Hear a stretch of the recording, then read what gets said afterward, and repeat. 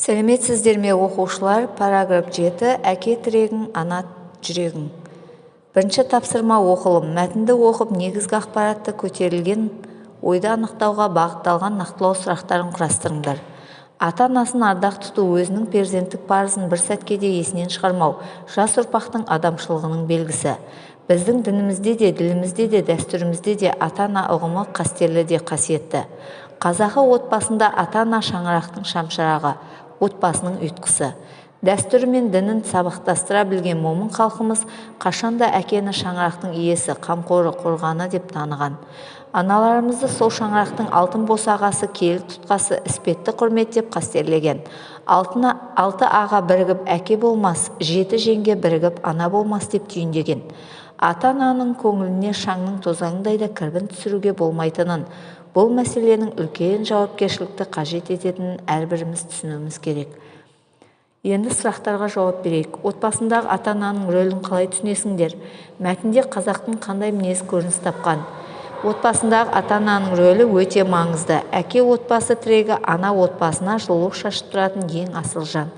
Мәтінде қазақта ата-анасын қатты құрметтейтін мінезі көрініс тапқан.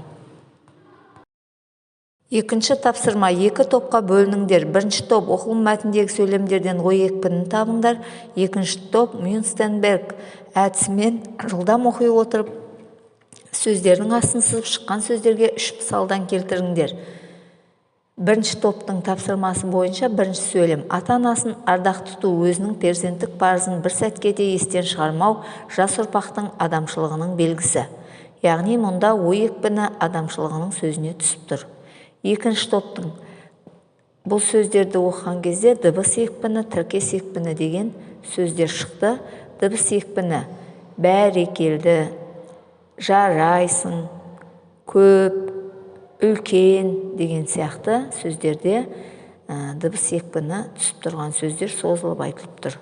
Тіркес екпіні Бозжирен, мәдениет үйі, оқушылар сарайы, жас бала. Үшінші тапсырма жазылым. Мәтін үзіндісіндегі пунктуациялық қателерді түзетіп, көшіріп жазыңдар.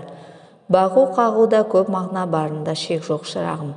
Мұнан сен де өзіңе әбірет алсаң болады. Сен жас ағашсың, саған да күтім керек. Мен сенің қателіктеріңді түзеп, пайдалы іске үйретсем, сен менің айтқанымды ұғып орнына келтірсең, жақсы, түзу кісі болып өсерсің. Бағусыз бетіңмен кетсең, сен де мынау қисық біткен ағаштай қисық өсерсің, деді Ыбырай Алтынсарин. Төртінші тапсырма тыңдалым. Ғаламтор көздерінен Еңсеповтың орындауындағы әке толғауы күйін тыңдап, алған әсерлеріңмен бөлісіңдер. Күйден әке қамқорлығын сезіне алдыңдар ма? Мен бұл күйді тыңдап, расында үлкен әсер алдым. Күйден әке қамқорлығын, аялы алақанының жылуын сезінгендей болдым. Көз алдымнан әкемнің біздер үшін тартқан бейнетінің көрінісі келгендей болды. Алтыншы тапсырма. Сабақта өткен тақырып бойынша сыныптасыңа конверттегі сұрақ дайындаңдар. Сұрақтар үлгісі. Бірінші, ата-ана туралы қандай мақал-мәтел білесің? Екінші, әкеңе қандай теңеулер келтірер едің? Үшінші, анаңның мейірімін қалай сипаттар едің? Тағы басқа.